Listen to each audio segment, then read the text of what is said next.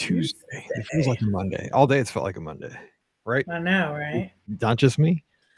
Okay, It's good. not just you. Okay, good. Because like I'm gonna show up at Taco Bell here in about an hour and a half. And I'm like, wait. I'm like, I didn't see you yesterday. I grilled yesterday. Shout out to Marco, one of my guests over at the Magic for Less, for hooking me up with a surprise gift card to Taco Bell. I mean, he needed me to change something on a holiday weekend. That's what we do. We work on holiday weekends. We don't care. You don't have to shoot me a Taco Bell gift card, but it was appreciated. So shout out to Marco in South Carolina, who's going to Disneyland in December. Oh, yes. Reels. It's going to be awesome. Hey, happy Tuesday, Billy. Feels like a Monday, right? Does it feel like a Monday in Nova Scotia? I hope it does too.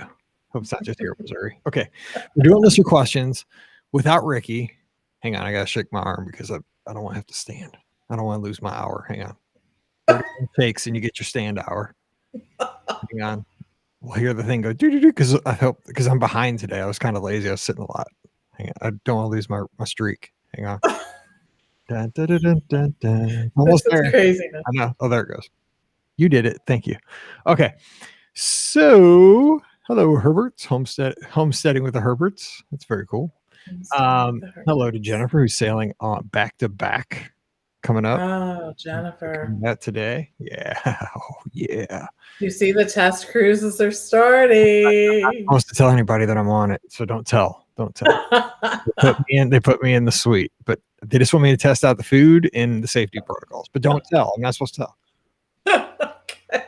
We'll just keep it a secret here. June 29th, I may or may not be here. I'm just saying. But I don't tell. We'll start a rumor. Yes, that was the +1 for Frankie at Disney Cruise Line. So we're gonna share the suite. Oh man, it's gonna be sweet. No, we're not. Just kidding. Okay. It falls on my microphone. It's terrible. Okay, we gotta do this. We're getting like Ricky. Ricky had an internet issue, so hopefully we'll have her back for the second half of this hilarious hour of 2 shows. Okay, here we go. We're doing questions first. Welcome to episode 1909 of the Be Our Guest Walt Disney World Trip Planning Podcast. I'm your host, Mike Rallman from BeOurGuestPodcast.com, and of course, one of the senior agents over at the Magic for Less Travel. Happy Wednesday to you, which probably feels like a Tuesday because Tuesday felt like a Monday. These weeks where we have the Monday holidays, just they confuse you. And you know what? I was asking Rhonda Lee in the live chat if it feels like a Monday or Tuesday or Wednesday to her. And I wasn't even thinking. She's up in Nova Scotia. She's like, what are you talking about, Mike? We didn't have a holiday on Monday. I worked. So yeah, sorry. Canadians, everything's normal, right? We're recovering from 3-day weekend here in the States, getting ready to kick off summer. And for me, summer has always meant, that's kind of our Walt Disney World vacation time. So once school got out, that was when we really started thinking about going down to Walt Disney World. We usually traveled in either July or August. So this time of year gets me excited to head to my favorite place. And I have about 35 days until we head down. So it's getting close. It's getting exciting. So joining me today, we're going to answer your listener questions as we do here every Wednesday. Pam Forrester, co-owner of the Magic for Less Travel out in Pittsburgh, Pennsylvania. What's going on, Pam? I'm excited too, actually. I'm so excited that so many other people are excited about traveling again. And I just wanted to take a moment to thank so many of our listeners who are contacting us about vacations. We've said this a couple of times, but 2020 was challenging for the travel agent community. Yes, and people who were trying to travel. I mean, we feel your pain, but it also was really a great opportunity for us to really demonstrate you need a travel agent. You need someone who knows these destinations. So anyways, we really appreciate it more than ever. And it's just great to be able to interact with people and get to plan again. We get to do what we love doing, and that's always a great thing. Yeah, just reflecting back on 2020 and as things started to open up slowly towards the end of 2020 and of course at the beginning of 2021, it was strange for us because as travel agents, we kind of have a workflow, right? We help folks kind of decide, we start to look at dates, resorts, and, I kind of picture it as like a big funnel at first. We kind of put a whole bunch in, it narrows down until we get it just right, the right dates, the right resort, the right ticket options. You need park hopper, how many days, dining, stuff like that.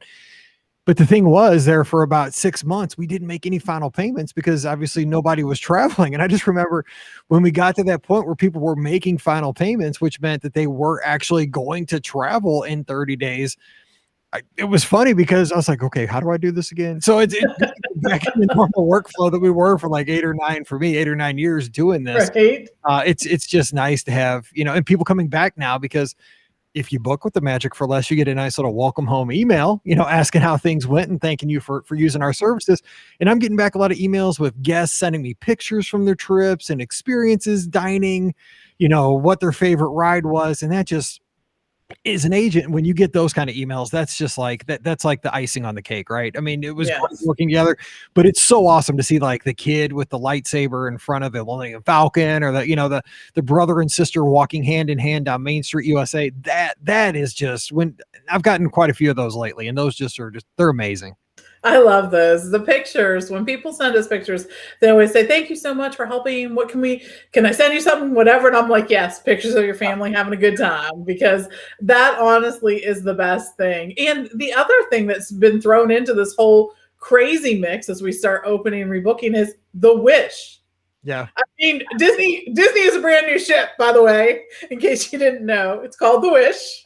It's already booking. There might be a few staterooms available here and there. No, there's a couple dates that are still available, but what an awesome looking ship that is. So anyways, I'm just funnel life is what I'm going to call it when I say on the Wish, funnel life.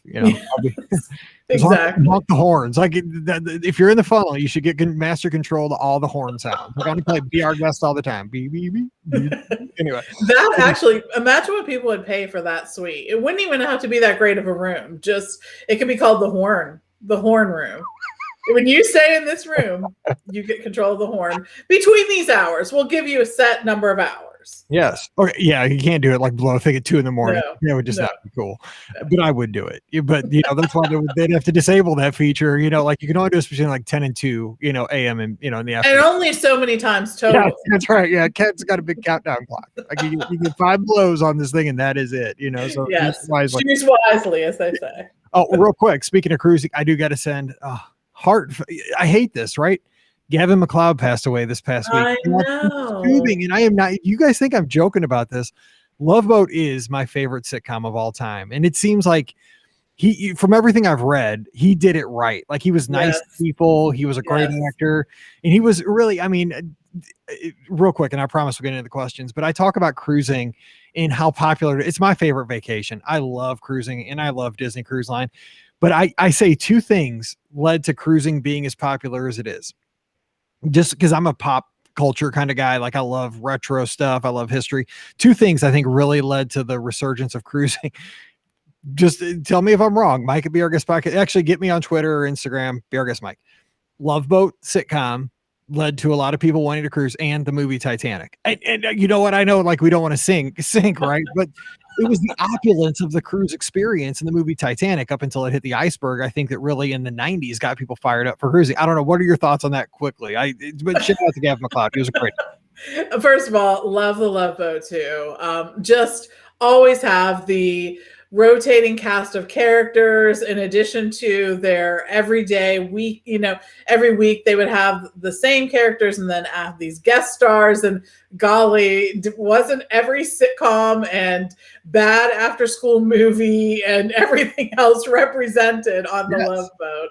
I mean, loved that. It was just great. And I think the Titanic did get people excited about cruising too. It's just that, and the world gets a little smaller all the time, right? Our ability to move from here to there and to visit all these places is just open to us again. So that's a cool thing. Just today, I saw Radar from MASH and Father Mulvaney, I think is his name, from MASH. The couple, like both of them back-to-back episodes on the Love Boat. Because I just I'm like, it's like a MASH special. Anyway, let's get to the questions. That's why you're here. But I just, and it was kind of I know I said that, but like it was pretty amazing. The entire cast of the Love Boat had still been alive until this past weekend. But I know. Yeah, they're amazing folks. I love that show. I just can't get enough. Anyway, Brad's got a question. One of my great guests over at the Magic for Less. He says, missing Minnie. Hi, Mike, Pam, and Ricky. I'm about 1.5 months away from my July birthday trip. and I'll be staying at the same resort as my favorite travel agent. Oh, hey, we're going to be down at the same time, same resort. That's awesome. With Hollywood studios moving the minivan locations and getting new signs, is that a good omen for their return? Any rumblings about when this could happen? Do you think the indoor mask mandate would need to be lifted first? Really hope to ride in them again. All the best, Brad. Now, I got this one because this question is probably the most impossible to answer because I have seen so many conflicting reports on minivans. I've heard that they're on a lot in like North Carolina, some used car lot. They're up in Michigan. I mean, I've seen so many rumors about the minivans, but the thing about the minivans is I think they were starting to find their place in the world when COVID-19 hit. They were kind of finding their niche because at first we're like, well, what's this all about? Like, am I going to pay? But I think people that used them saw the practicality of them. They're efficient and they're fancy and they're nice and they're an option. I don't know, Pam, what are your thoughts on Brad's question? I know. I feel the same as you. It took a while for them to hit their stride with this, right? It really, truly did. But then at some point, it did. And I think one of the reasons why it became so popular is that they had cast members who knew about the resort in many cases and had the Disney name tag on, and people really trusted that. And I think that was something that made the price seem worthwhile, right? It really truly did. I've seen the same rumors that you have, Mike. I've seen that they got sold off. They sold off the entire fleet. No, not the entire fleet. They sold off this. I mean, like, there's debate upon debate. I have picture proof. Okay. So anyways, all of these things. I think it'll be a while till we see that because I think that Disney is just in the position where they need bodies for other jobs at Walt Disney World. I think that this isn't the priority. If they have someone who can drive, they're probably driving one of their buses because they need those folks. They need folks to work the restaurants and the resorts and everything else. So I think that that may be part of the hamper at this point, that there is a lot of open positions around our country and maybe not a lot of people who want to fill those positions. So I think we're kind of, maybe we'll reach a point where we sort of equal out with that for a number of different reasons. And then maybe that will be back on the table. I agree with that because I know employment is tough right now because the other night I went to Taco Bell, right? Got in the line went all the way around the Taco Bell. There's usually not a long line. So I'm like, okay, I'm going to be crazy. I'm not having Taco Bell tonight. I'm like, I'm going down to the Jack in the Box and just getting the Jack in the Box tacos. Dude, there's a sign on the speaker in the drive-thru. Nope, we closed at 2 due to staffing issues. So I'm like, forget this. Next door, I go to Arby's. Arby's closed at 7 because of staffing issues. So it's everywhere in the country with the staffing thing. And that makes a lot of sense, right? I mean, because you have a maximum of like a 1-to-6 ratio with like a minivan to guess. Where if you get that person with the chauffeur's license, driving a bus, you have kind of like a 60-to-1 ratio or 50-to-1. Exactly. I didn't even think about that, but that makes sense. They need to use, and I bet you what they have at Disney, now that I think about this, they probably have, like a list or like a tree of, okay, we got to start here. Like, this is absolutely necessary next. And then, maybe the fans are kind of down on the leaves, like when things bounce back, maybe we can go to this. A hierarchy of needs. Yeah, probably. Yes, for sure. All right, let's get to the next question here from the live chat. And Michelle Allison Valentine joins us live in the chat. Thanks so much. How many days should I plan for my 19-year-old son and I for our first Disneyland trip? We're huge Star Wars and Marvel fans. Thinking of going in January before he goes back to school. Pam, this one's you. What do you say? Oh, man, this is a tough one because there are so many pieces of advice out there that I hear for Disneyland. And as a Disneyland lover and appreciator, I'm always like, no, that's wrong. A lot of people are like, you can do it in 2 days. I don't think I'm going for 5. If I'm going to California, exactly. I might. Exactly. I'm probably doing 2 weeks, but I'm doing all the Hollywood stuff. I've never been. No, I agree. And honestly, 3 or 4 days is the minimum I would want to be there, especially if you are more familiar with World than you are with Land. And I'll tell you a couple things. First of all, I find wrong in the traditional advice. People say that when you go to Disneyland, it's not as important to stay on site. To me, absolutely wrong, especially if you've been to World and not to Disneyland. And the reason being is that in Disneyland, it's sort of in the heart of the city of Anaheim. So if you're staying at one of those hotels, although close to Disneyland, within walking distance, some of them are, you are not going to have a resort experience. And all of us that go to Walt Disney World and stay on property are used to the resort experience, right? You might be lucky if your hotel has a pool, or the pool may be next to the very, very busy roadway. So all things to consider in that space. There are also on-site benefits, so I would consider that as well. For me too, Disneyland itself is smaller than the Magic Kingdom, but it has more attractions than the Magic Kingdom and Walt Disney World. In fact, a lot more attractions. So consider that as well. There's going to be a lot of attractions that you don't have at Walt Disney World that are there in Disneyland. So that's something to consider too. The ease of being able to move back and forth between Disneyland and California Adventure is another huge plus. It's awesome to be able to be in one and go to the other.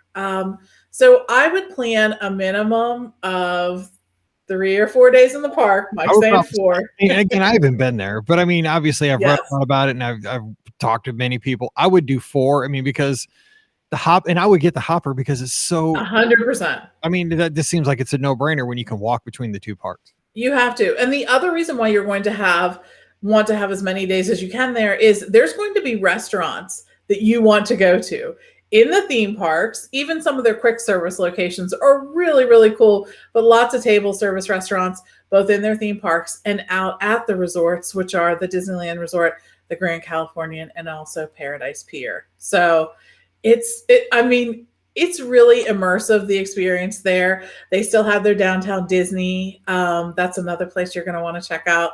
It's just a really kind of magical place. And for me, there's so much nostalgia. When I walk down those streets at Disneyland, I always think to myself, gosh, Walt walked here. Like he was here. He was here. So go and enjoy. I'm jealous.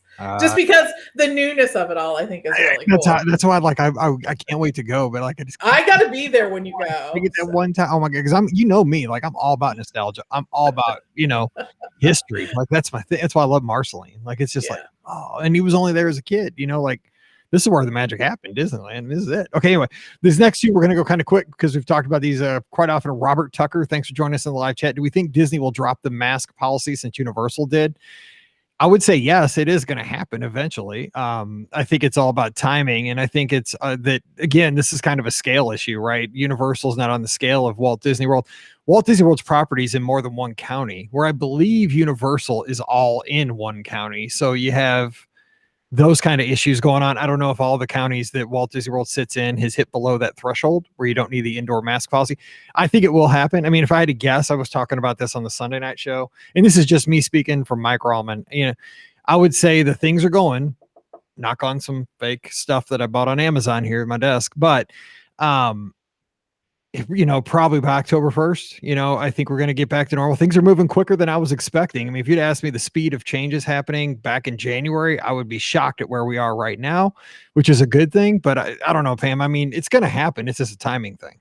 It will. It is just a timing thing. And I think that while Disney may feel a little bit of pressure from Universal, they aren't going to make a decision based on what Universal did.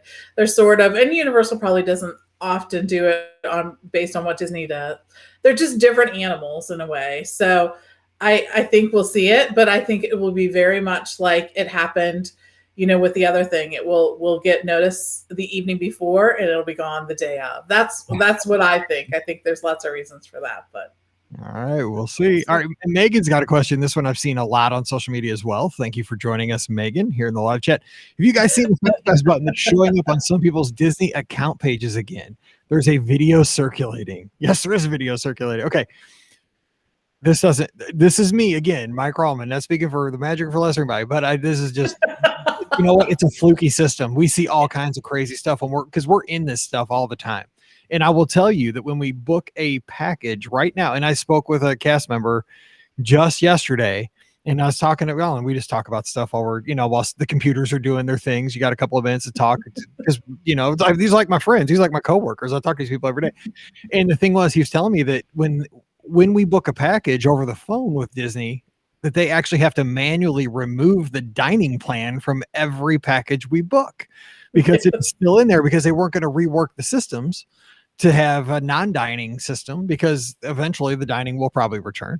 And so they have to go, and he's like, yeah, it's kind of a punch in the gut. Like every time we book a package, we got to manually remove it because it's not available. So that I don't think that necessarily means Fast Pass is imminent. No, that's me too. The Fast Pass button actually has been showing up off and on for a long time, almost since we were able to start booking guests again. So I know that everyone wants to see that, but I don't know that we will. I think it'll be a little bit yet. So don't use the video as proof that it may happen. It's clickbait. Click on it. You know what they get me? They get me. I'm not dogging on anybody. Again, I'm the worst. I mean, like I'm just like the fish in the sea, the worms down there. I would never live as a fish. I'd be gone in 5 minutes. I'd be on somebody's plate because I'm just like, oh, I knew better. It's from Inside the Magic. What am I clicking on? It's always clickbait. Anyway, I shouldn't have said that, but that's true. Okay, so let's go. Bethany's got a question. She's always here in our live chat. We appreciate that so much.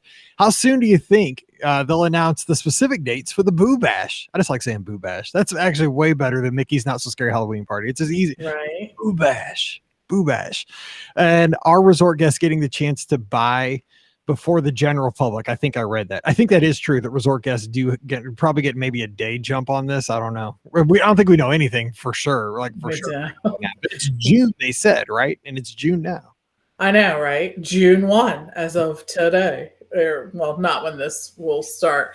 But yeah, we don't know. And I really hope resort guests do get the chance to buy before. And if it were my business, that would be a no-brainer for me. Right. Not that I don't want local people to come, but I also know that people that are coming from far away and staying at my resort are staying at my resort and helping me keep my business afloat. So I'm absolutely going to offer them some benefits if this were me.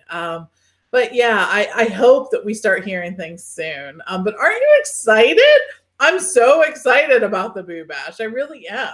I might even go down for like just a weekend just to go. Right. Just to do it. That's not me because I'm tight. Like I don't like spending money, but I think it's going to be that cool. Like, because I've never gone to an after hours event. I just say they're too, because Scott goes to them, right? When we're on vacation, he'll be like, you want to go? I'm like, no. I'm like, I'm fine because here's my philosophy. And everybody's got a different philosophy. And I know like I'm going against Disney on this, but I'm like, I could have been in the Magic Kingdom for 12 hours today. I have an annual pass. I can be in the Magic Kingdom for 12 hours, 365 days. I've already paid for it. I'm not going. And then he's like, okay, fine, I'm going. And he's sending me pictures of him with like 5 Mickey. And you're like, dang it. Around. I'm like, oh, you're killing me.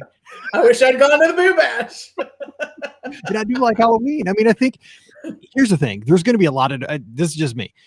A lot of guests are asking about this event. A lot. Even more than people ask for Mickey's Not So Scary Halloween Party. And I think what it is we have this pent up demand to travel. But on top of that, I think it's to go back to our traditional holidays and get to do the events that we missed out on over the last year and a half. For sure. There are so many things we missed out on. And that's what we're hearing again and again from people. Like, I miss this. I'm going big in 2021 and 2022. You haven't seen me trick or treat until you see me trick or treat in 2021. Right. That's how it is. It's great. So, yeah. I get it, man. It's like I'm just enjoying every little thing we get to do nowadays. Like just grilling over Memorial Day weekend was just awesome. Anyway, Sarah, thanks for being here in our live chat. Sarah Thompson Crawford. We're going back to Walt Disney World in July. Great call. I'll be there too. My kiddos want to go in October for fall break. I have Art of Animation booked, but I'm thinking it's gonna be too busy. Thoughts? Well, here's the thing. The beginning of October, it was around the 50th anniversary. That weekend will probably be a nut house. I mean, I'll be honest, like that's where all the Disney nerds are going to be looking. Both of us on this show right now. Scott's going to be there. Ricky's going to be there. Probably you're going to be there if you're listening. A lot of us are going to be there. But I mean, and October is in a normal year is a busy year because that's kind of the heart of Food and Wine Festival. You have just a lot of fall breaks in schools, but the thing is, it is manageable. I've always said this, and you've said this too. I go that week between Christmas and New Year's, nuttiest week of the year, and you can still do it with a little bit of planning, and it's a lot better than sitting at home and not going. I 100% agree. I think that the only difference between going when it's busier or not as busy is that the amount of time you have to plan a little bit, and you can still get the same things done. Not busy doesn't necessarily mean you're going to be able to do more. It just doesn't.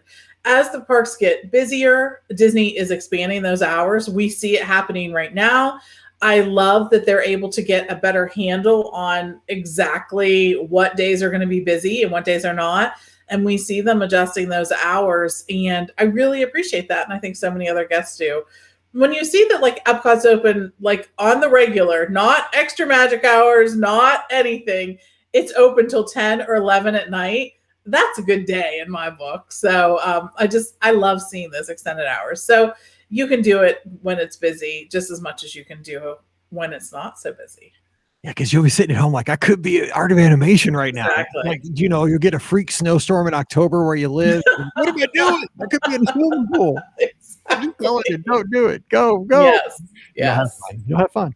Alfred in the live chat. Appreciate Alfred being here. Does Disney offer a bariatric diet? And I don't know the answer to this specifically, but I do know that if you talk to the people at the restaurants, they will definitely work with you. I know that I had a friend who was on a similar kind of situation. She got a lot of just smaller portions with things like that. So I know she went through she had some kind of surgery and got small portions and was happy as a clam on that trip. I don't know, Pam, what do you think about that? They don't. So I don't know. I think the place where that becomes the largest issue is like at an all you care to enjoy location or a buffet, especially at character meals. And for many of those, they aren't as flexible about those pricing. But just call and talk to them about what your special needs are at that point, and they may be able to work with you. They may not, though, too. It may just be a set price is a set price, and I'm sorry we can't do anything about that. So, all righty. And Megan, she's always here in our live chat. We appreciate that so much. What's a good place for relaxing dinner for a mom and daughter on a non-park day? So outside the parks, relaxing mom-daughter dinner. You've probably done this a million times. What do you say? I have, and there's just so many great choices. It's really challenging to pick. I'm going to go to Disney Springs because I feel like it's the easiest for most people to get to, as opposed to going to a different resort. It takes a little bit more finagling in terms of transportation, but there's so many great choices over there, from the Boathouse to Homecoming to the Polite Pig is a counter service location, definitely worth checking out. You're going to want to go to Gideon's to get a cookie. You have to do that, right? Get on the virtual line. But just check out some of those locations. Wine Bar George is actually a great location as well. We've had so many great meals there, and the servers are just passionate about that. City Works is another location if you're into beer. Check that out. So look at the menus there at Disney Springs and see what appeals to you. And for me, anything that's appealing to you is going to make for a great evening. I'd also throw in a sleeper hit for this one. Grand Floridian Cafe, Grand Floridian. I mean, it's fancy, but not too fancy. Right. It's kind of, like I'm comfortable there and I'm not dressed up or anything, but the food's really good. Decent price. Even, I thought it'd be really expensive with the Grand Floridian. It's online with, kind of in line with everything else. And, it's kind of fancy for a mom and a daughter. And then you maybe could, ride the monorail over to the Contemporary and, check that out and maybe go to the Poly. You can walk right over. Good one. Kind of fun. All right. Maggie's got another question. She's got a bunch of question marks. In your experience, when do lounges and sit-down restaurants open their walk-up wait list? Is it the same time they start sitting people with reservations, or before or after? That's a good question. So say there's California Grill, right? And you say there's a lounge or a territory lounge with a restaurant. Would that be Whispering Canyon? How did you're the lounge expert, Pam. What do you say? Like, when can you get in? When, like, she's hungry, she needs to eat. When can she get to a lounge? Or maybe she just needs to drink. I don't know. So the lounges don't typically have the walk up. At least in my experience, that we've been able to just walk in or wait, depending on that. There's a few that vary from that, and that would be Three Bridges has a walk up wait list, and also Geyser Point has a situation where that happens. But most of the table service restaurants will open the wait list at about the same time that they open for that meal. So for like the first reservation that they would take for that meal. And the other great thing to think of to do is to check on your app. because they will have the hours listed for each meal or for the lounges when they're opening up. You're going to want to check soon after it opens again for that meal to see if you can get on the wait list if you're trying to do that. Good tip. Oh man, I can't, like just talking about this stuff. And I hope the podcast does this for you guys, like, because I have a trip within striking distance now, because, July seems so far away, but now it's next month, right? Right. We say that. So just talking about like, oh, I want to visit a lounge. This stuff means more right now. And I know, like, if you don't have a trip on the books, just hang with us though. It's still fun to think about. But for the next month, I'm gonna be super excited. So just strap in. Okay, Teresa Clark's got a question. Staying at Bay Lake Tower soon for our first DVC trip. Suggestions and favorite things about BLT in the Contemporary. You know what? Does the Contemporary sell like at Contempo Cafe? Do they have a BLT? They gotta have. They should have right. BLT, like it, like the double. Yeah, that'd be cool. I know they should. Well, since you're staying at Bay Lake Tower, the one thing that you absolutely have to make sure that you're going to do is to swim in that pool. Because guess what? Only people who are staying at Bay Lake Tower can swim at that pool, which I think is kind of, it's one of the few pools that has that restrictive of a group. If you're staying at the Contemporary, you can't. That pool is strictly for Bay Lake Tower. You can also go over and enjoy the Contemporary pool. They have pools, I will say. First of all, they have the feature pool, which has a water play area for the kids and has some slides. And it's just a nice pool. But they also have out there in the water that pool that sort of looks like a bullseye, right? Yeah, it does. It's kind of like with a mosaic. Yes, exactly. And I think it's been there since it opened or close to it. So that's one you're going to want to check out too. The other thing is over at the Contemporary, it's actually one of the few resorts that has the cabanas available to reserve in advance. And that may be something you want to do, plan a day around that. The other thing I love about the Contemporary is the view from California Grill. If you're into that, you might want to check that out, have dinner there one night because you're staying right there. So that's a cool thing. I think the Contempo Cafe is actually a great counter service location. And the Contemporary, hopefully this is opening soon, has that coffee shop in the lobby, which I think is a really cool thing too. You're also not going to want to miss the shopping at the Contemporary. At the Contemporary proper. The name of that store. It's the 3 letters, and I want to say Buena Vista. It's BVG. Buena Vista Goods. Maybe, yes. The G, yes, it is BVG. Okay, good. Look at that. I always think BB Belle Biv DeVoe. Like poison. Exactly. That's a good one. The store in the middle that has the Mickey ears, that's a great one too. And they also have a little one that has sundries and some food and some other souvenirs too. So there's good shopping there.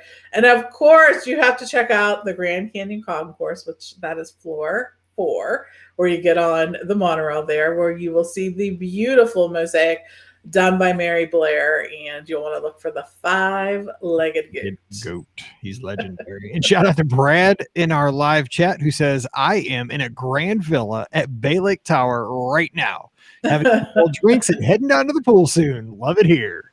It's cool. Wow. That's awesome. You're living the life, Brad. Yes, Brad is. Shout out. We're all jealous. Yes, have fun. Now, Tim was asking, is Top of the World open? I don't think it is it? I haven't heard anything about it, but I mean, why couldn't it be? No, it's not. Top of the World is not open yet. So it's just not. I get a little spooked up there. It's like when you're in the outside part, because I'm not too scared of heights anymore, but it's a little spooked. Like it's cool when I'm in there and they have a good piece of cake. Yes, they do. That 8 million layer chocolate cake as big as your head. Yes, and we were trying to give some away on the bus. Bayview. It's Bayview Gifts. There you go. I said Buena Vista. I don't know why. You know what it was? We watched a movie that had Buena Vista, one of the older Disney movies that watched Buena Vista. By the way, we saw Cruella yesterday.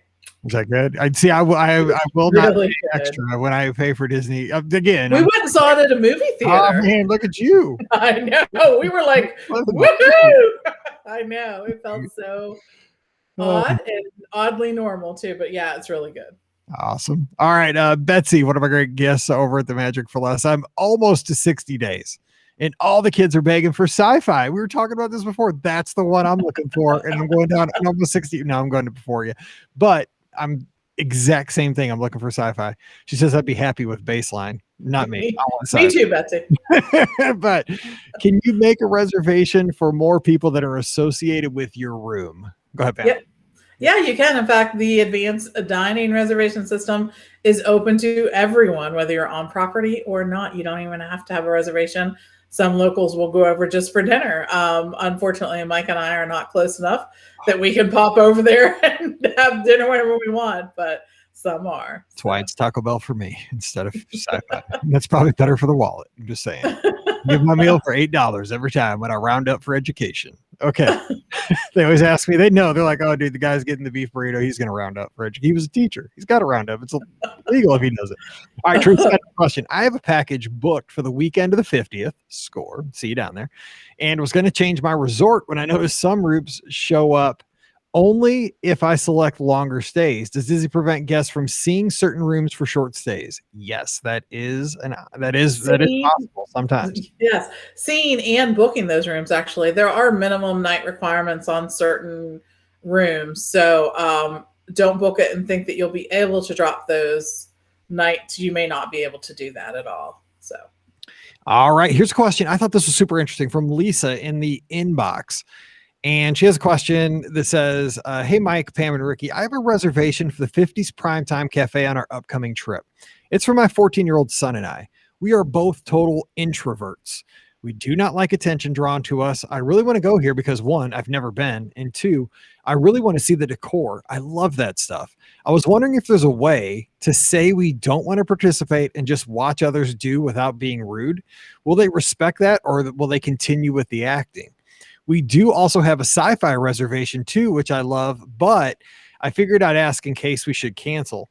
It is giving us both a little bit of anxiety. My brother will be down the same time. We're both a lot alike. And I asked him if he wanted to go with us, and he said, no, thanks. I'm not paying to get yelled at during dinner. He is a longtime Disney fan, and he sounded like he had PTSD from the experience. Any information is appreciated. Thanks, Lisa. Okay, Lisa, I'm going to make it so I'm going to take your sci-fi ADR. No, just kidding. That is a super interesting question because, yes, I think it's totally appropriate to explain your situation to the host or the hostess up front. But, man, I think a lot of those servers just do the thing without even thinking. Because if it was me, like, I would totally do my thing to really, because that's kind of the atmosphere of the whole thing. And I'm like, oh, I'm such an idiot for being such a jerk. Like, I would say yes and go give it a shot. But I mean, you could be you could be in the line of fire too. I mean, even if you ask. Yeah, you can make the request there when you're checking in for your reservation. I don't know that always translates to the servers, especially in time. I will tell you, having been the person who had to do I'm a little teapot, have been forced to sit with another family. I got kicked out of my family. I had to go sit with another family. So I just like stand in the corner with some green beans a couple times. Yes, I had the airplane thing. It is a lot of fun. But if it's going to make you crazy, the thing that I might think about doing is hopefully the tune-in lounge will be open when you're there. And maybe you can just sit at the bar and then you'll be able to look around and see the decor, but then not be in the restaurant proper. Maybe that'll save you. That is a good play. I mean, the thing is, she sounds like she's really into kind of the nostalgia feel of like in an old kitchen. Because I love that stuff. I saw those little poodles that my great grandma had at her house. Spaghetti poodles. Yeah, they were so cool. And like, I've been in there probably 10 times. And that's the first time I'd ever noticed those, just because of where I was sitting that time. And it is such a cool experience, but I could see where it's an introvert's nightmare. I'm a big introvert, right? I'm here on a podcast and hey, Mike at the parks. But yeah, I could see, because I mean, the thing is, you don't want like that knot in your stomach the whole time. Like every server that goes by, like you feel like you're going to be a target. Like that would just be a nightmare. Like that's a tough call. I don't know what I would do. I know. I agree. I don't know either. I don't know what I would do, because you could tell the hostess and that would work out fine and everything, or Well, you Could know what they not. have, and Kathy's mentioned in Whispering Canyon in the live chat. She says, I had the same issue with Whispering Canyon. We told our server we didn't want to do the ketchup thing, so she just quietly brought us a bottle. Again, you're playing with fire, asking for ketchup and whatever is allowed, but it worked out. But what I noticed was I went there one time for breakfast. This was probably 3 or 4 years ago, and they gave you a coaster for your drink. And on the coaster, it had a green side and a red side, and it said like I'm up for everything on the green side, or like stand back on. I can't remember what the red side said because I was green all the way. But the thing was, that's a great idea, right? Because it gives everybody information as to like, am I fair game, or just bring me the skillet and I'm good to go. Yeah, agreed. They should have those. That would work. I know, right? Anyway, yes. Okay. Next question. Let's see here. Craig says it's his favorite restaurant. Give it a shot. But you're not an introvert. That's the whole thing. Like I would say the same thing. That's just not what I said. Okay. Kathy says, I've been hearing so much about how crowded the Skyliner has been. Should I think about changing my Caribbean Beach in October to, it just jumped. Where did it go? To something like Beach Club so I can walk to the parks? Here's the thing about the Skyliner, and it does get busy at times, especially park opening. Mm-hmm. But once the thing gets rolling, man, it eats people so fast. So I wouldn't change. But again, here, I've always said this on the show. When you stay at a resort like Beach Club, Yacht Club, Boardwalk, just for example, walking is always going to take the same amount of time to the studios and to Epcot. You don't have any variables, right? Unless you get like a cramp halfway to the studios, you blow an Achilles or something, God help us. But you have zero variables walking. Truth. You know how long it's going to take. Yes. No variables. God help us. Skyliner, you do have variables. You sometimes have weather.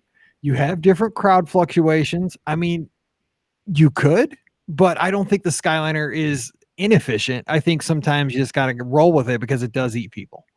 And the other thing too, as we've talked about here, is that there are sites who love to show the really long lines. Right? Oh, no, seriously, I can look at that before bed. Come on now. Right. I know. And so if there's a picture that somehow puts Disney in a bad light or shows that it's really crowded, some sites eat that up, right? And that becomes headline news. And one of the reasons the crowds have been so much different, or, you see those lines, is a couple things. First of all, they were socially distancing in the line. So consider that. And secondly, they were only putting one family per Skyliner car. That has changed. They are loading those cars from what I understand with a couple of families. Groups, yeah.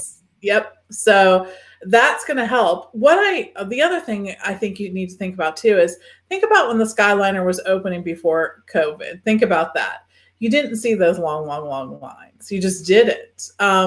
So that's something to keep in mind too. But like Mike said, if you really want to be in control over that, then being able to walk to Epcot and Hollywood Studios from the Beach Club, Boardwalk, or the Yacht Club is worth it. My dad always told me, and I asked him if he was picking me up from school. He'd say, "Nope, I think you're on the Shoe Leather Express." And so there you go. So you take the Shoe Leather Express, direct line to the studios or Epcot. And you're all right. Last question of the day is from Chip. And this is a good one for everybody. Would you walk us through how to get a Rise boarding pass? Okay, so we can go through the sequence of events you need to do, but we cannot guarantee that you will get a Rise boarding pass. We'll give you the best advice. Okay, so it used to be worse because you had to be inside the park. Yep. You do not now. Here's my best advice. Okay, this goes against what Ricky says. Ricky wakes up at like 6:55 trying to get a Rise boarding group. I say the night before, you assure that everything on your My Disney Experience account, the app, everything is functioning as optimally as possible. And I say this I go a step further. I say to call the My Disney Experience desk before you leave home for your vacation. I know sometimes there's a long wait. If you get a chance, just wait on hold while you're doing some other household chores or working at your desk or whatever. Just ask the cast member to just glance over your accounts and make sure everything is linked. Sometimes you have duplicate accounts and that causes issues. You might have 3 different profiles. You just ask them to look at that and tell them the goal is I'm going down and I want to get a Rise boarding group. And I just want to make sure my account and everybody that I'm traveling with is A-okay. Everything looks good. It helps me sleep better before I leave. Okay, so do that. And then when the day comes, please wake up probably at least 20 minutes before, just so that you have a little coffee or something, a little caffeine, so you're thinking clearly. And again, this varies, but my advice is I get away from the building I'm staying in. Usually I'm running and I set an alarm for like 6:50 and I stop running and get everything set on my phone. But I get outside the building because the buildings are notoriously bad for Wi-Fi and cellular service, especially like Caribbean Beach, Pop Century. You get low signals in those rooms.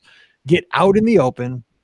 I use cell, and then I have everybody ready to go. And then I just get into that where it says join the boarding group. And at like 6:59:50, I just start hammering on it until I get it. And I've been lucky again so far. Who knows the summer? But that's pretty much it. I mean, it selects your party who's going to be with you. Pam, give some other pro tips here. So I do what Mike does too. I check to make sure that my Disney app is updated. I actually check the morning of because I'm already up. 7:00 is not early for me. I've been up for a while. I've checked to make sure that the My Disney Experience app is updated to the latest version, and that's really important. The other thing I do is I make sure that nothing else is running on my phone. Yes. Close it all up. All of it. Every little thing. You want as few variables as possible when something is going to go in 10 seconds. You just want to narrow it down to just what you need. Yes. Yep. We do. Steve will usually have, change. We usually don't go to like the international clock, to check on that. Steve just switches the view on his iPhone so that we can see the sentences. He counts it down for me. I do it. And I click through. The other thing you're going to want to do is familiarize yourself with the process a little bit. And you can do that. You can't go the whole way through on your phone. But you can kind of make sure you know where things are, sort of what you're going to do. There's lots of videos out there too that sort of walk you through this as well, just so you kind of know what you're doing. Some people are like, you've got to unlink all these other people from your profile. I will tell you, I have not done that. And it's worked for me. We're friends and family on My Disney Experience, and we're friends and family with a ton of people. We are, yes. Remember making pictures showing up every day. Like, Ricky, why you gotta be kissing Brian again in front of the kids? Like, I don't need to see this. Click, delete. Like, right? I know. So for me, that doesn't matter. It always automatically selects the people who have Hollywood Studios reservations that day. Now, I know that some people have had varied responses with that, and just things don't always work the right way. But I click through, and I'm not even looking to make sure who's in my Rise of the Resistance thing when I do it. Because if everyone that you want is not in it, there's no time for you to pick them and go back and choose something else. I just click right through. Same. And, I would deal with the consequences afterwards if I had to. It's a harrowing experience. I'm telling you, it's 5 years off your life in 10 seconds, man. It's like, it is. But hopefully things will calm down here soon. It's just, it's a nut house. All right. Well, hey, we're going to get out of here. And of course, we'll be back again tomorrow. We have the replay from the Sunday night show. We called Scott live down at Walt Disney World and took a bunch of calls. Actually, we talked about a lot of stuff. So that's kind of a variety show tomorrow. And then on Friday, we're breaking out the old guidebooks. If you're watching the video here, I just went to my shelf and I got the Walt Disney World for Couples, 2002, 2003. I love that. The Imagineering Guides to the Magic Kingdom, the unofficial guide to Walt Disney World from 2006, the Kids Burn Bombs guides. We're going to look at the hot tips and see how those hold up now. Some tips probably do still hold up. Some are kind of funny to look back, but we're going to kind of do this occasionally as we lead up to October 1st, celebrating 50 years of Walt Disney World. Look back on some of the stuff that's gone away and some of the stuff that is stuck around and is just near and dear to our hearts. But this kind of a way, we're going to look back to how we used to plan. Like when a lot of us got into this, I know some of you guys are newer, but like when I was new to this, like I went to the bookstore and I bought this book, in 2002 about romance at Walt Disney World. And, we went to the library and always checked out the Burn Bombs guides and the Fodors and, whatever, all those guidebooks. It was just like hitting the jackpot. And so we're going to kind of look back on how things used to be as we still plan great vacations here in 2021. Speaking of that, don't forget themagicforless.com. That's a great site to get started on your next Disney adventure. It's a great place to have some professional planning for your trips. Walt Disney World, we're doing Disneyland now. I'm telling you, I've booked a bunch of people this week on Disneyland trips. They're excited to get back. Of course, mid-June, everybody can head out that way again. That's exciting. We saw with Disney Cruise Line just announced earlier this week, June 29th, the Dream is going out on a test cruise. And God, speaking from a former teacher, I've never wanted to see anybody pass a test like I do the Disney Dream. Right. I'm just saying, I begged and I gave state assessments for 17 years and I always want those suckers to come back good too. But please, Disney Dream, get an advanced score on that test. We're crossing our fingers for you, buddy. Study hard. But yeah, we'll take care of you. We'll get you out to sea at Disney Cruise Line, Adventures by Disney as well. I have guests going to Egypt next year. That's going to be exciting. I mean, how cool is that? We just take care of you. So check them out over at themagicforless.com. Also, please use our Amazon affiliate link, beourguestpodcast.com/Amazon. It really does help us out. And a huge shout out to our patrons. You guys are awesome. You really help support everything we do here on the podcast. You're helping us put out the 4 shows a week here on the feed, and our patrons get Mike in the Midwest every Thursday. We've talked about graduations. It's graduation season, but kids nowadays graduate like 6 times now before they hit high school. You know, when I was a kid, like graduation meant 12th grade. Not anymore, man. They have 6 gowns in their closet before they hit 12th grade. So we talked about that and the fun we have with that, what those are for. But it's always just fun topics about growing up, and I hope you enjoy those. If you want to check that out, patreon.com/BeOurGuestPodcast. We'll be together on Sunday night. Scott will be joining me again. He's back from vacation, 6 o'clock Central, 7 o'clock Eastern. Facebook and YouTube, and we open the phone lines and take your calls. And again, follow us on the social media, Instagram and Twitter at BeOurGuestPod, at BeOurGuestMike, and at TMFLTPam. Give her a follow too. All right, we're going to get out of here, and we'll be back again on Friday as we look a little nostalgia right in the face for Walt Disney World. It's going to be a lot of fun. So for Pam and Ricky, I'm Mike, wishing you a great Wednesday. Time to get back to work, and we'll see you real soon. Yes, hot tips were the original hot takes. They were. Craig's right. Let me say this one. Will you text Ricky real quick and see if she can join us or not? Let me see. Episode. Oh, well. I'm not saying why, but I don't have any edits in this one.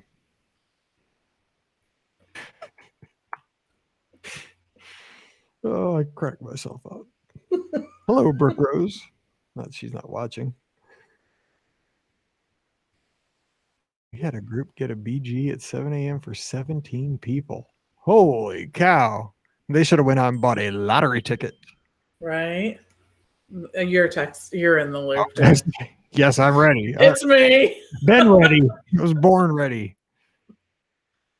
I know. So, okay, this is funny. I have said this, that we are in temp housing until our house is done being built. And guess the name of the town where I'm living. It is not Cranberry Township anymore. It's crazy. I don't know. It's Mars, PA. Mars. M-A-R-S. M-A-R-S. I want my check to say it came from Mars. Well, the business is still in Cranberry. But yeah. That'd be awesome. Mars. What's Mars? We can't hear you. What? We can. That's where that's where I'm living. That's where my temp housing is. Oh, that's exciting. Mars. I didn't know you were living on Mars. Good for Is you. that the candy company?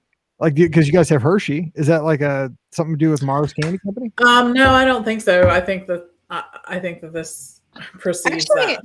we have a up here. There's a Mars Wrigley like factory near us, sort of, and every once in a while when we drive past it, you can actually smell like mint in the air because they're making gum. Oh my gosh, that's funny. It's very interesting.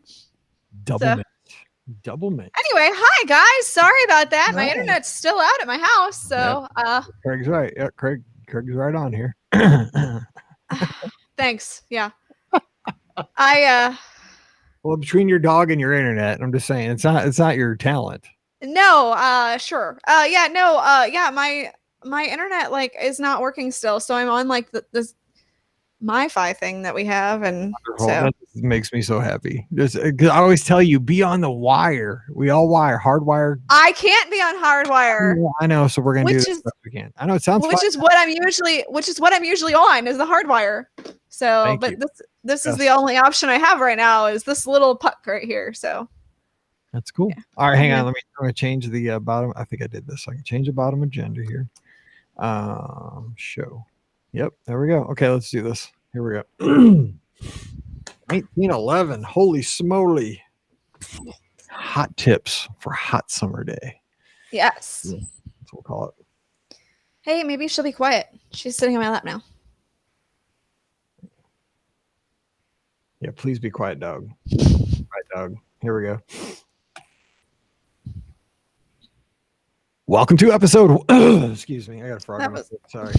Yeah, Wow. I didn't want to fight that one like for 30 seconds and then have to start over. Here we go. There you go. Welcome to episode 1911 of the Be Our Guest Walt Disney World Trip Planning Podcast. I'm your host, Mike Rallman from BeOurGuestPodcast.com and one of the senior agents over at the Magic for Less Travel. Happy Friday. How about that here in the States, man? This week went by quick. Gotta like those 4-day work weeks. It's awesome. So today we are all together and we're going to have some fun. And we're going to do this occasionally here between now and October 1st, because I heard there's a little birthday party or something going on in Florida around the time. We're going to kind of look at the history, and we're not going to dive into like the history like a Wedway radio or something like that, but we're going to talk about our histories with leading up to why we love Walt Disney World as much as we do. You know, that it is something we do for a living. It is something we do as a passionate hobby here on the podcast. We love it. We share it with people every day. We're going to talk about that. But today I kind of had this crazy idea as I was sitting in my basement the other day and I was looking over at the bookshelf and I have a bunch of books. And, you know, a lot of times now I buy ebooks and read them on my iPad. But I had the books on my shelf were from like the mid 2000s or the early 2000s of when I really got into Walt Disney World, my first couple of trips. And I thought it would be kind of fun to kind of just thumb through these books, random pages, and see like their insider secrets and their pro tips and the hot tips out of the Burn Bombs guides and see how well those things stand up today as they did back then. So some may, you know, they may have tips that are 20 years old that are still, hey, that's good advice. But then some of the tips, you know, maybe like, you know, where to buy film for your camera, probably not. Oh, not going to work. Yeah, things have changed. I mean, because I remember that the first time I went down, I didn't have a digital camera. Like, I mean, literally, like I had 24, I take 24 selfies before breakfast at this point. 20 not wrong, by the way. Yeah. I'm just saying, like, and I mean, 24 shots of my food every day, right? I mean, you had 24 shots for the entire trip and you had to think about it because that picture was costing you like $3, you know, like by the time you paid for the film, the developing. So we're going to talk about all this stuff changes and kind of dive into like what it was like for us when we first started planning as opposed to now. So joining me today to have this conversation, we're glad to have her back. Ricky's here from the mouseforless.com. Happy Friday, Ricky. Happy Friday. Internet issues fixed. You said that out loud. So you're just like my wife the other day. I'm sorry. I'll give a perfect example. The other day, our high school baseball team could have gone to state. They were up 6-0, 6-0 in like the 5th inning. They only play 7. She's like, they've got it made. Nope. They lost 7-6 in the bottom of the 7th because she said it out loud. Yes. No, that's anyway, bad. Never say stuff like that out loud. I'm superstitious like that. Sorry, my bad. How you doing? Did you have a good holiday weekend? I did. I actually saw Cruella in theaters. And I have to tell you, if you have not seen it yet, you really, really should. It is fantastic.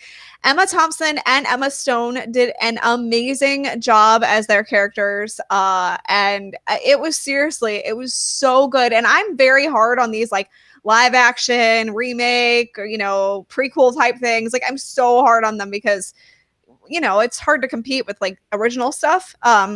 But this story was 100% original. And it was so good. So, if you have not seen Cruella, you absolutely should. It was so good. I enjoyed it so much. So, yeah. Your word for it, Siskel. Yes. Also joining us, we have the co-owner of the Magic for Less Travel up in Pittsburgh area, but she's actually living on another planet at this point. Pam Forrester, what's up, Pam? I am in our temp housing until our house is done being built. So we are located in the very interestingly named town of Mars, Pennsylvania. I know, crazy, right? So anyways, we're all kind of settled into where we're going to be for the next few months. So when the countdown is on, though, I will just say, living that college life, right? Living in the apartment. When 3/4 of your stuff is in storage and you've hoped that you've kept the right 1/4 of the stuff that you have. So anyway. Then I come up with this idea. I'm like, okay, I got this great idea. We're going to pull out all of our old guidebooks. And Pam's like, Yeah, everything's packed. Yeah. Yeah, that's right. Yes. Let's just say there's no room for the old guidebooks here. So I couldn't even find half of mine, and we moved, almost 2 years ago now at this point. So it's sad when I hear Mars, I don't think of the planet, even though I worked at space camp and I taught science for 17 years. I think of the song "Pump Up the Volume" by MARRS because Oh my gosh! Pump up the volume, pump up the volume, pump up the volume, dance, dance. Oh, I love it. Anyway, before we jump into the guidebooks, and this is going to be just kind of a fun show. We're having a good time on a Friday. Let's talk about when we first, because I think we're all three kind of in the same generation as far as this. When we jumped into planning our very first trips to Walt Disney World, when we were that person that called the Magic Kingdom Disney World, right? We didn't care. Like we're going to Disney World. We just thought we were going to the Magic Kingdom. We didn't know about the other parks. We didn't know there were that many hotels. We didn't know about how the buses worked. I mean, now we know. We tell everybody, right? And I'm talking all of us listening to the show, not just us three. We're all in this together. You're included. So I just remember going to the Florissant Valley Library that was across kind of from where I taught. It was down the road. It was our local county library. And, you went to the travel section, and like as you would approach the bookshelf, all the travel books, you would notice like, oh yeah, you would see the Birnbaum's Guide, the current year, like on the shelf, like I'm getting that, the Fodor's and the Unofficial Guide and all these other books on the shelf. And that was where I really I would check out every Walt Disney World book that was available, and I dove into them and I really studied them. I made notes, and I'm not a note taker, but I would, write stuff down. And but you know what? I think back on that, and you would think I would say, well, now with the internet, it's so much better because you get right now, if I want to, I can follow somebody live in the Magic Kingdom. I can find a live stream. Somebody's probably streaming on Instagram, or like I want. I think the thing was, it was so scarce to be able to have the information because you got it once a year updated. And it was almost like magical in a different way back then. So that's how it was for me going to the library. And these guidebooks were just, they were on my nightside table. And I took them to school as I was teaching on my plan period. I'd break it out instead of grading papers. I'd be looking at, my guidebook. I don't know, Ricky, what about you? What do you think of when you first started going to the world, especially when it kind of comes to guidebooks and getting information together? What was it like for you? Yeah, so of course we definitely did the guidebook thing when we were first started planning our Walt Disney World trips, just me and Brian together. We definitely went and got Birnbaum guides, unofficial guides, all those guides and everything. Forders, like you said, every single one of them ended up coming home with us at one point or another. Seriously, that's exactly what happened. But for me, honestly, the thing that I really used as a initial planning tool was actually the internet. Mike said, that was not necessarily something he used, but I used it quite heavily. I was on message forums when I first got started, and I was on them literally all day. That's pretty much where I got started. I got started on WW Magic back in the day.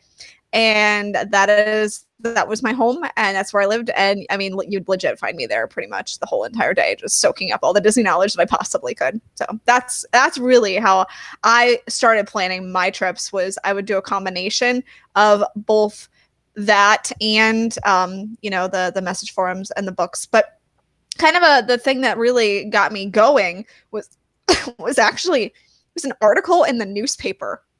What? Oh my God. I know, right? I actually found an article in the newspaper and read it.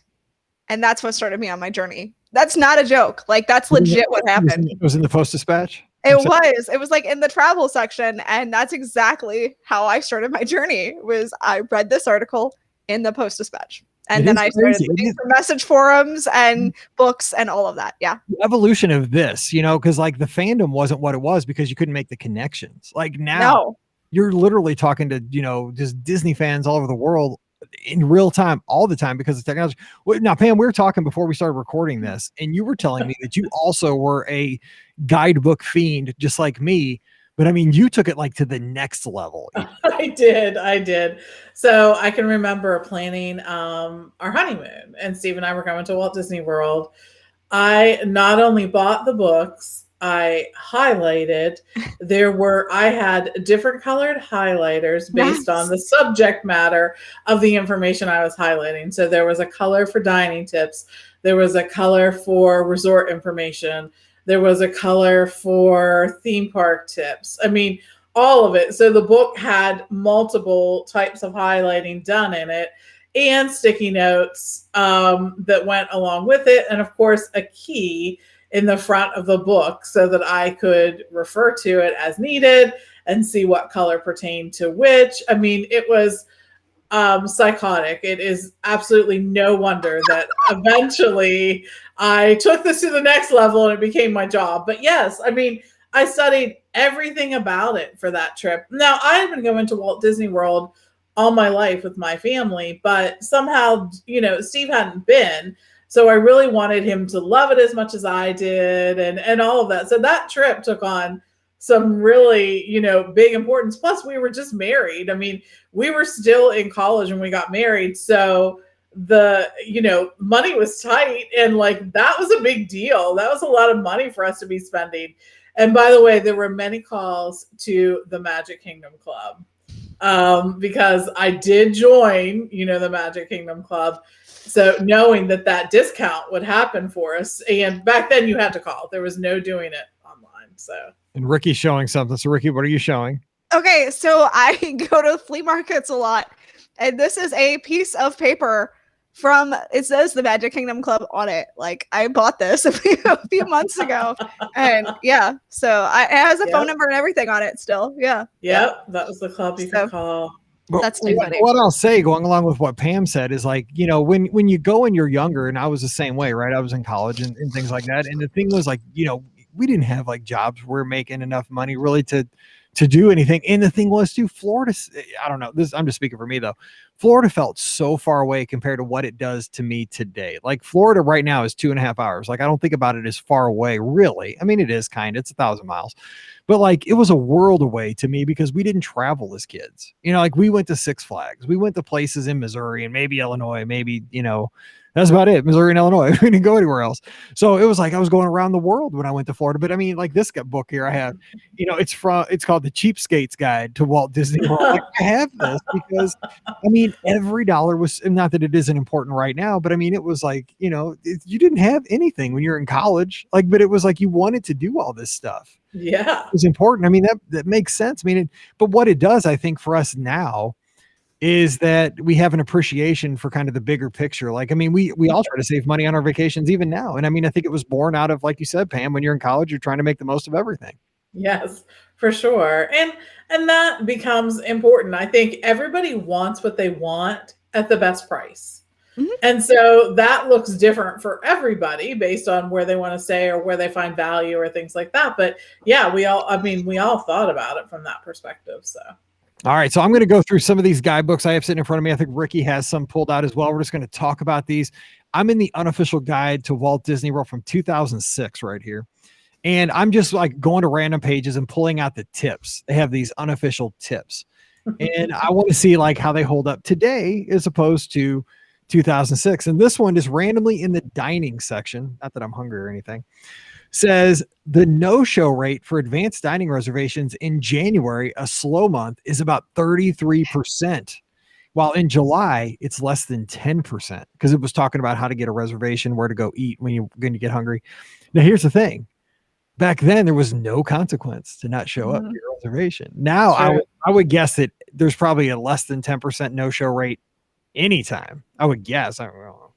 I guess I could look it up, but that's kind of one because policies changed because of this tip right here, right? They didn't want no-shows. They didn't want to prepare for people that weren't going to be there.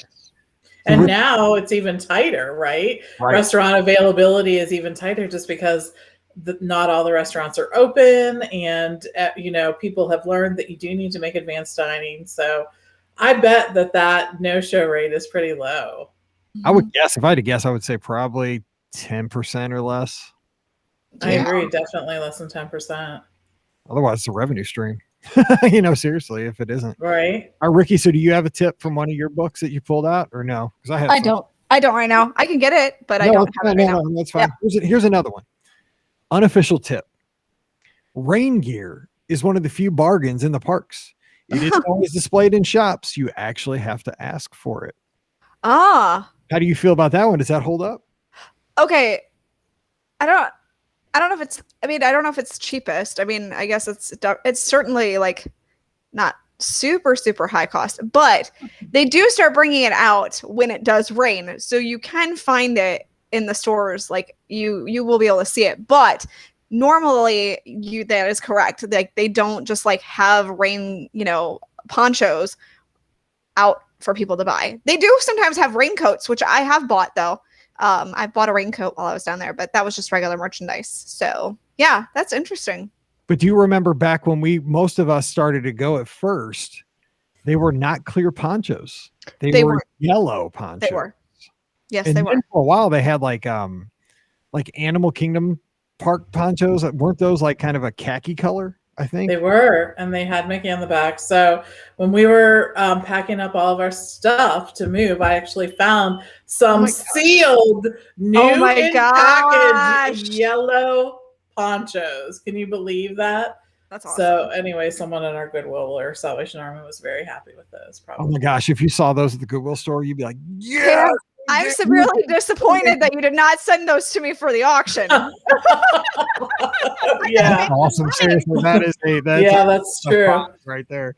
And this was supposed to bring back some nostalgia. Okay, so I'm switching books because I seriously love this book.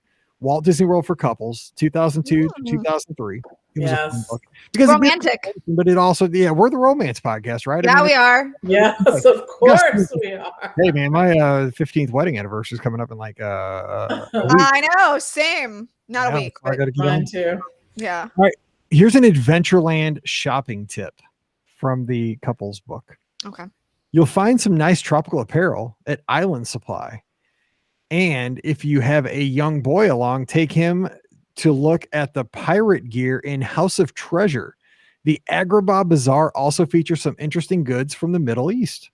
Are any of those stores still around? I mean, Island Goods is, but isn't Island Supply? Isn't that just the light? That Island Supply sunglasses, yeah. Yeah. So that one's not a good one, I guess. I mean, I know. I loved when the stores used to carry like really unique things though, like little things. Like I have like a dinner bell, like you would ring for like the dinner for, I don't know, when you look up what. How often do you ring the dinner bell? Right. But it's in the shape of a Mickey. Like that I got in Frontierland at some point, probably our honeymoon that was there. But they all used to have like little like things that were sort of unique to that land, I think and that was really cool. I mean, I understand why that's more challenging now, but that was really a cool thing. Right. I mean, like Frontierland should have still coonskin caps if you want to get them. And I think they still do actually in that one store that mostly now sells. It's the one that's next to Country Bears on the like board, pins and bands and stuff like that. And stuff like that. But I mean, credit that there are a couple of options to get like, a coonskin cap in Frontierland. If there are Big Al's too, I think that they sell them there as well. Yeah. But I mean, back in the day, I mean, you could get everything, get tumblers. This time-saving tip from this book just tears my heart out. Oh, it's speaking to me from days gone by. During busy times and on holidays, Spectro Magic may run twice. Oh, man. A less crowded second showing. Was that not the tip we gave to everybody? Second showing, go back to Frontierland. You'll have the time of your life. And that's true for every show. Like Fantasmic, when it would run twice, the second show was always less crowded. So, yeah. Remember the time? I mean, remember they actually did run Fantasmic twice. I mean, now right now, obviously it's not happening, but like before COVID, you were lucky to get it once. You know what I'm saying? Like it was a good day if you got it once in that regard. Like, and then for a while they weren't even having it like every day. I remember that time for a while too. Like they weren't having it every day. They were having it like every other day or every couple of days or something like that. Man, Fantasmic has been a ride. That has. Sure. Oh, Spectro Magic though. I just played that full parade last night. I was listening to it. It's 14 minutes, 16 seconds long on the track. It's such a good track. Okay, here we go. This is from Epcot. Same book. I'm going to stick with this. This was my favorite book, so I'm going to stick with it. They give the best of the best in Future World at Epcot. So let's see how this is held up. Okay. 2003. Spaceship Earth. Yeah. Body Wars. Oh. Cranium Command. Oh, farewell, Buzzy. Yeah. Test Track. Living with the Land. Yes, the best. Yes, of course, that's still the best. Yes.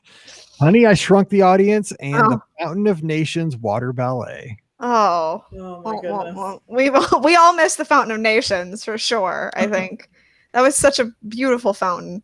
And of course, I miss Body Wars like crazy. I mean, who wouldn't want to go inside the human body and experience? That simulator made me sicker than because I mean, Star Tours gets me, but I mean, the fact that you're also like, I think it was a simulator that wasn't like, because I think it was actually the very first like simulator, it was right. Yeah. And I don't think it was synced up exactly perfectly. Right. And the thing, plus I don't like blood, and I'm like in an you're traveling. It's like the words like traveling through it. Yes, if I die and go to hell, that's where I'm going to be. I'm going to be in Body Wars. That was like 7 layers of like just terrible for me. Oh, I'm sorry, Mike. It was horrible. It was horrible. Like it was just everything I don't like. I don't like simulators. I don't like blood. I don't like being pumped out of an artery. Okay. Here's why I like this book. Okay, so here's the deal. We're going to jump into World Showcase. And they're going to rate things based on how romantic they are. Oh, they were doing it before we were doing it. What? Yes, they were. They were doing our gig here, but maybe we stole it. Okay, so here we go. All right. So there's 1, 2, 3, 4, 5, 6. There's 8 experiences here, and you guys got to pick out the one that you think is the most romantic. Okay. All right. So here we go. I'll give you all 8 first. Dining at Bistro de Paris restaurant, a meal at San Angel Inn restaurant, the Japanese Garden restaurant, lunch or dinner at Restaurant Marrakesh, the Breathless Illuminations cruise, see page 361 for details, having a sketch done by a sidewalk artisan in France, Impressions de France. It says Impressions de France restaurant. Was there a restaurant called Impressions de France? No. I don't remember that. I don't either. I don't remember that either. Did they mean the little cafe? Oh, maybe there was, but maybe, I mean, maybe. What was the ice cream shop before? Was that just like a shopping experience? Like, could you go shopping there before, or was that maybe a little restaurant cafe type thing? I don't know either.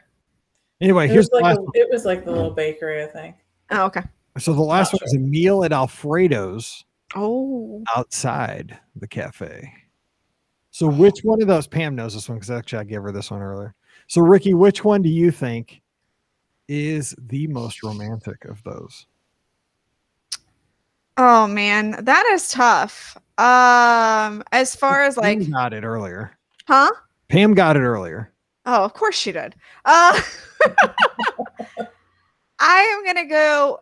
Gosh, I'm gonna go with. I bet it's the San Angel Inn one, but I would suspect for me it would be like the Alfredo's one. So Alfredo's is where we went on our very first anniversary. So that was good. I was trying to hit the romance button there with that one. Yeah. Is it San Angel Inn? It's the Breathless Illuminations cruise. See, that was my other guess. Yeah. High rollers though. We're just talking. Yeah, exactly. So Pam, you were talking about the Breathless, and I had a hard time remembering it, but kind of give everybody a reminder. I forgot about it too. Yeah, so this was a boat option that you could take from the Yacht and Beach Club there, would leave from there, and it was a wood Chris Craft boat. And it really was just the driver and I think 2 people, maybe 3. You really just had that little seat. And just like you could do the illumination cruises, recently on the pontoon boats, this of course would go in the same location and you could see it there. And you could also rent it at other times during the day. It wasn't just for Illuminations cruise. You could do sort of a speedboat tour. Right. I think you rented it by like 15 minutes or 30 minutes at a chunk of time. Like truly, I believe that was the case. So anyways, it was a beautiful, beautiful boat though, really and truly. When you saw it there in the marina area of those resorts, you were just like, oh, now that's a boat. So it was beautiful, really stunning. Did it? Okay, something in my memory. Did it crash or something? There was something that happened to it because it's not there anymore. I don't think so, but I do remember seeing it. I remember seeing it because it was beautiful. It was a beautiful boat. Okay, it just apparently I Googled it. Apparently, oh yeah, it apparently got decommissioned, and it looks when they're done. But did yeah, it looks like that it had extensive damage done to it. maybe Okay. Just because it was wood. It was Probably, wood. yeah. So Yeah. the old Yeah. breath. yeah, All right. interesting. And that's a song, isn't it, from Dick Tracy that Madonna sings? I think her name was Breathless. Breathless, something like that. I've never seen that movie. Breathless Mahoney. There you Yeah. go. Right? Look at that. Yeah. I'm pulling out. Look at movie. Almost right. Okay, here we go. How about romance at MGM Studios? Now, we're not talking about Disney's Hollywood Studios back in the day. This is still MGM. MGM Studios. Okay, we got 4 on this one. We only got 4 options. 1, Beauty and the Beast live on stage. Still Okay, around. that's not it. Probably will be. The Hollywood Brown Derby Restaurant. Phantasmic Dinner and Dinner at Brown Derby. Or Phantasmic I guess the Phantasmic Dinner's in quotes. I guess that was the old.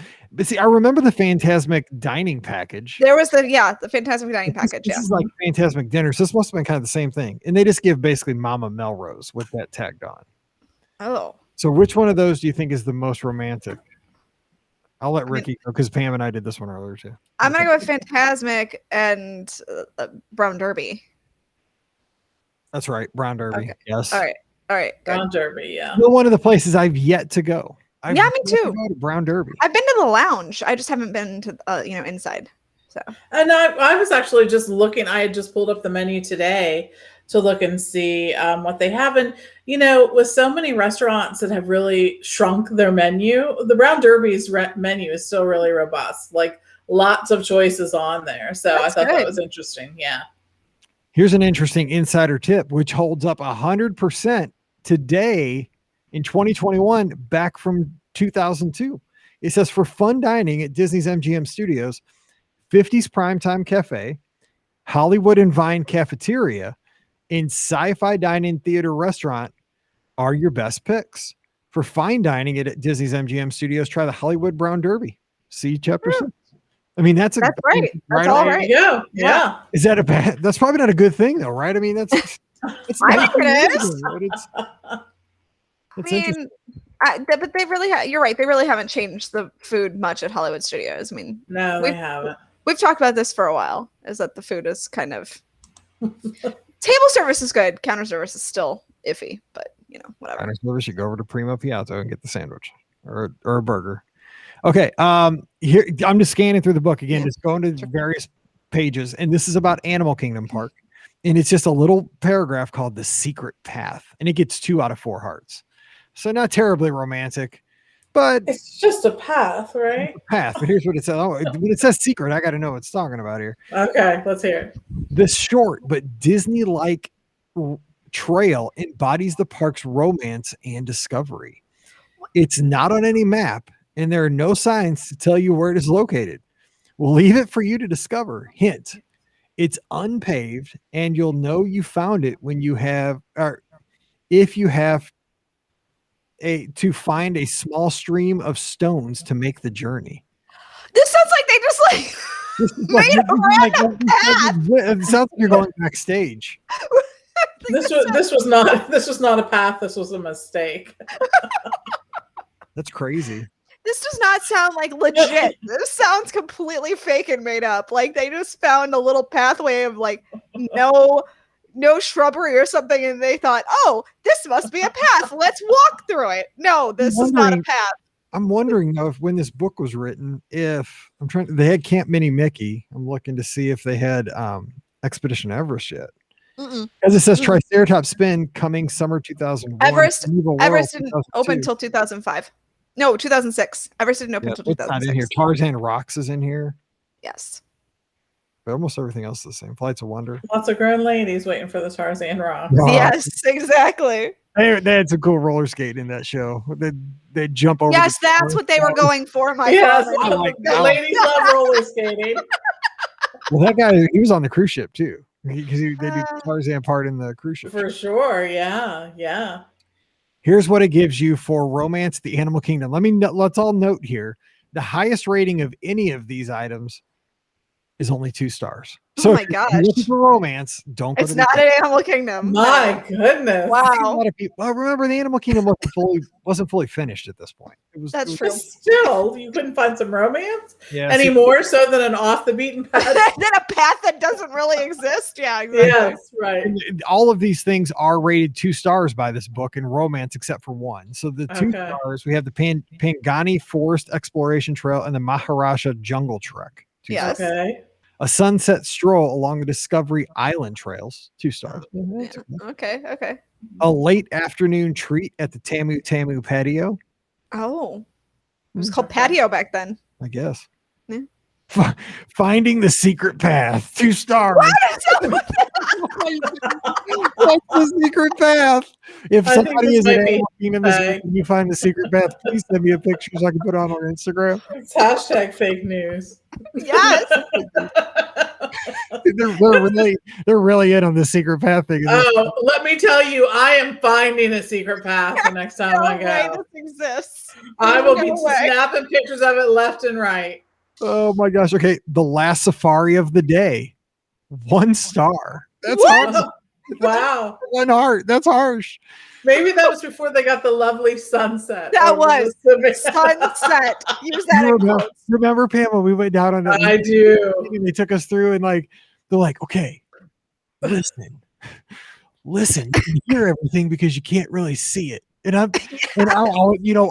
this shows that I'm such a Disney fan to the wrong level, right? Because I'm like, I do hear it. And there's probably nothing out there but probably some oriole or some pigeon scratching on the leaf or something. I'm like, I think I hear the lemur out in the forest. I know. I remember when they first did that, the sunset safari, and we were afraid we missed it. We didn't miss it. No, We experienced it.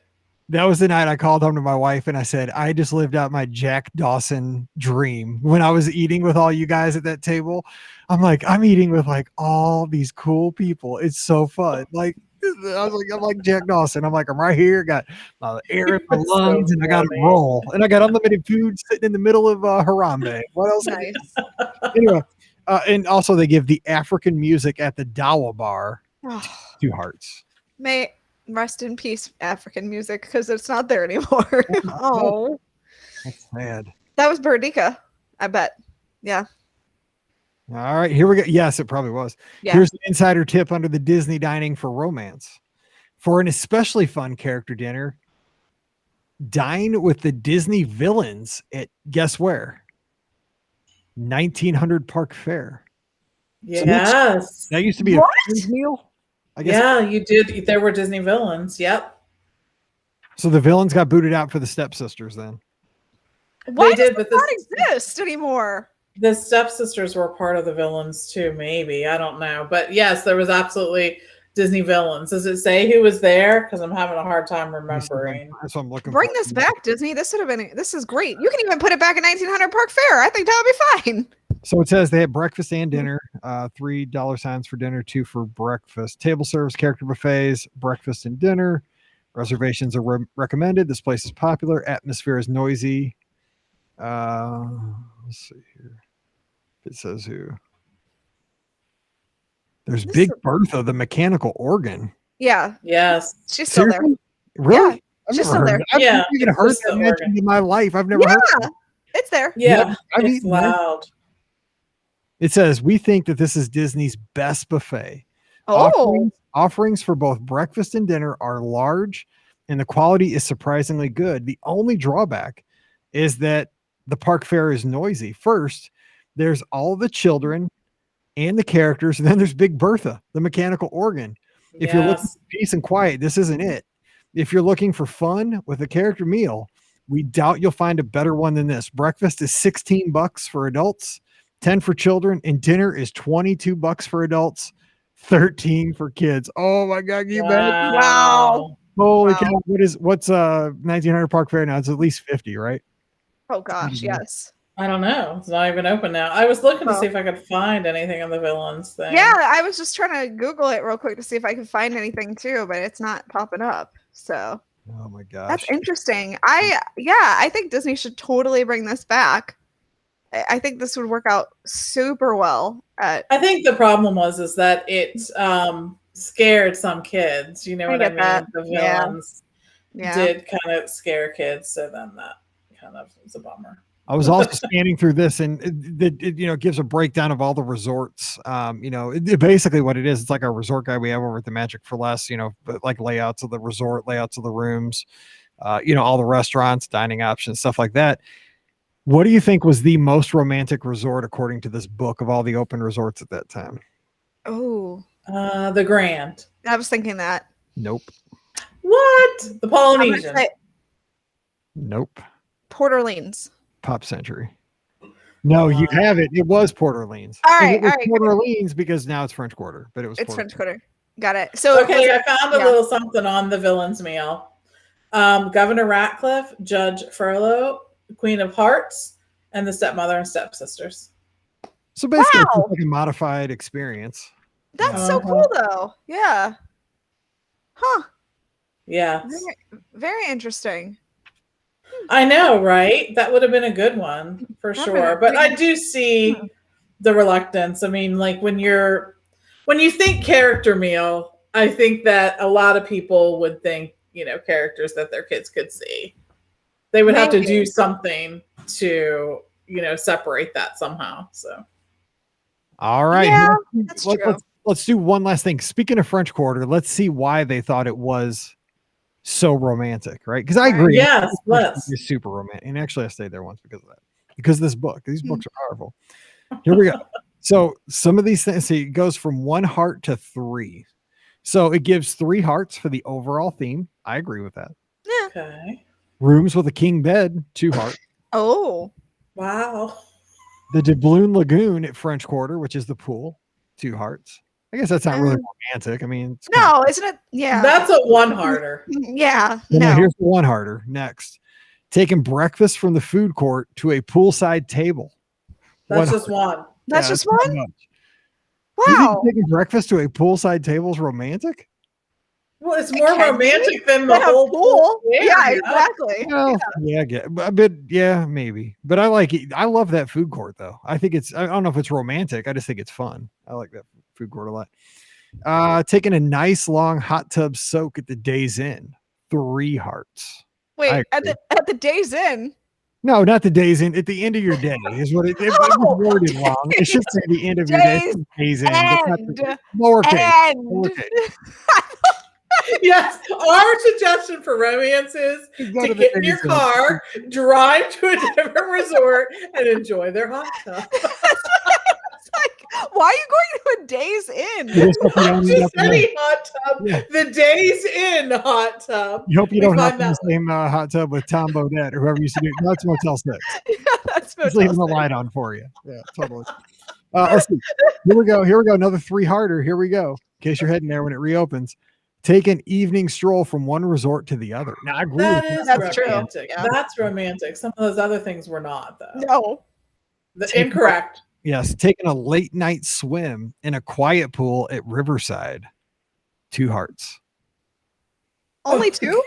I mean, the thing is, it's not. Hot tub is 3. I see it. I mean, hot tub's always going to be hot tub's more hearts than a pool, I would say. True.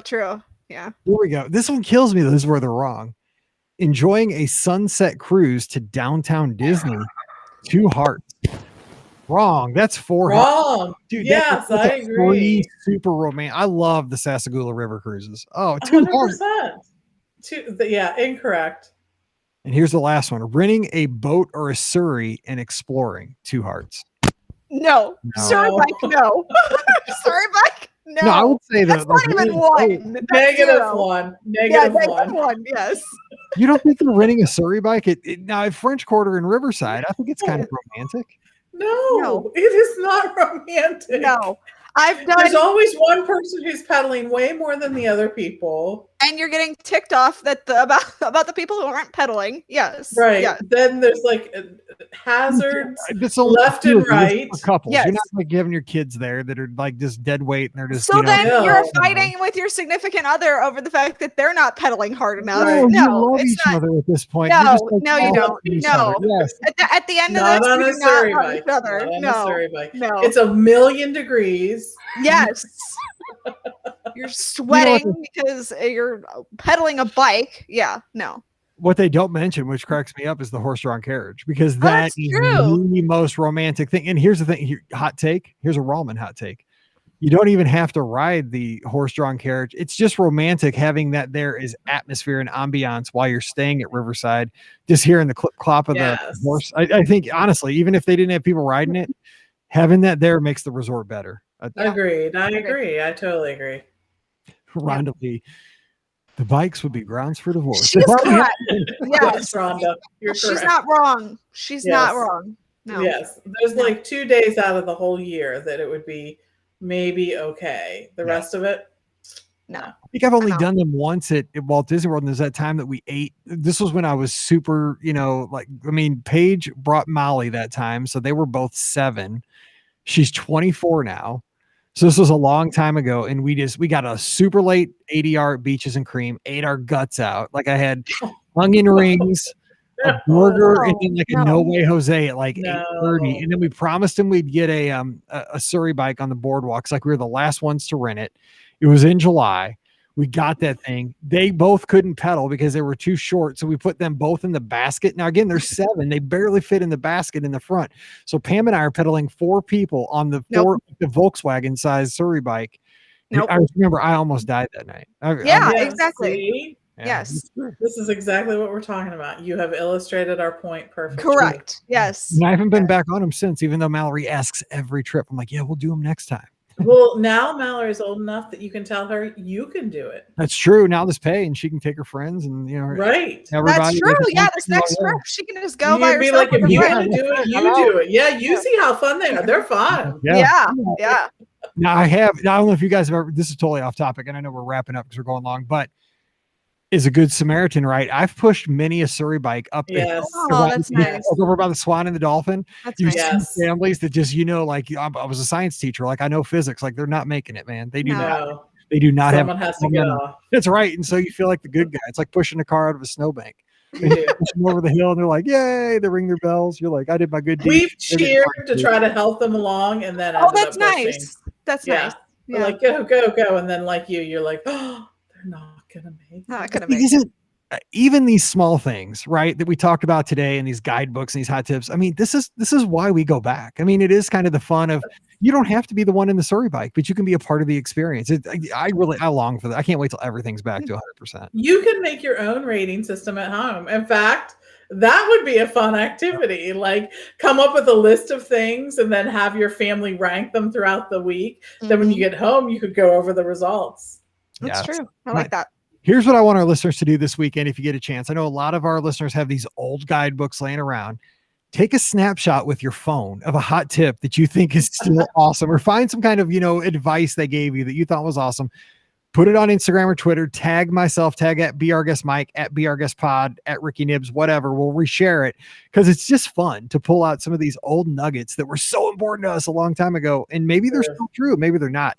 But I love this stuff because this is kind of where it all started for me. So it just, you can go back and just reflect on that. Like, I remember that. Yeah, I did totally. that. Yeah. Because I have French Quarter dog-eared in this book. It's, it's like, I still remember that. It's crazy. So yeah, it's a lot of fun. Anyway, okay. So we'll be back again on Sunday night, taking your calls. We'll take this over. We'll share this again. You can call in with your hot tips and insider tricks and all that stuff. Sunday night, 7:00 Eastern, 6:00 Central, Facebook and YouTube. You, me, and Scotty G will be together. And then, of course, we have our shows on Mondays, they're trip reports, Wednesdays, listener questions, Thursdays, the replay of the Sunday night show, and Fridays, we just have fun topics. So I hope you always enjoy these podcasts. Don't forget, you can support the show by booking your next trip with the Magic for Less Travel. We talked about that on Wednesday, all the great reasons to work with the travel professionals over at the Magic for Less. So when you're getting ready to get back out there and make these memories, you don't have to to use the Cheapskates Guide to Walt Disney World that I bought. I don't even know, Kmart or something. But hey, I mean, do I still use some of these tips for my guests? Absolutely. I'm just saying because I'm well versed. I try to save you money like it's my dollar. I promise you. I'm on it for you. So we are going to take great care of you. Check them out today over at themagicforless.com. Also, please use our Amazon affiliate link, beourguestpodcast.com/Amazon. One extra click sure supports us a lot. So please do that when you shop online. And thank you again to our amazing patrons, patreon.com/beourguestpodcast to support the show over there. Our patrons get Mike in the Midwest every Thursday, a fun show about various topics of living here in Missouri. Again, Instagram and Twitter at beourguestmike, at beourguestpod, at Ricky Nibs for Ricky, at TMFLT Pam for Pam. And connect with us on social. We love talking with our listeners. All right, we're going to jump out of here and let you get on with your weekend. Thank you so much for going down memory lane with us today. We'll be back again on Sunday night, continuing the conversation. But until then, for Pam and Ricky, I'm Mike, wishing you a great weekend. Stay safe, stay healthy, and we'll see you real soon. Yeah, it was fun. That was a lot. It was fun doing all the old stuff. It is. That was. In a couple months. I like that one. Next time, I'll bring out one of my guides too. Actually, I have a fair number of them. You had one. It's on the bookshelf and I can't reach. So yeah. I'm not going to be able to do that till the end of November. No, but you were jumping in with all the comments. That was perfect. That was good. Yeah. All right. Good. All right. Go eat, everybody. Okay. All right. See ya. y'all. See you, everybody. Bye. Thanks, Craig. Bye. See you guys. Bye.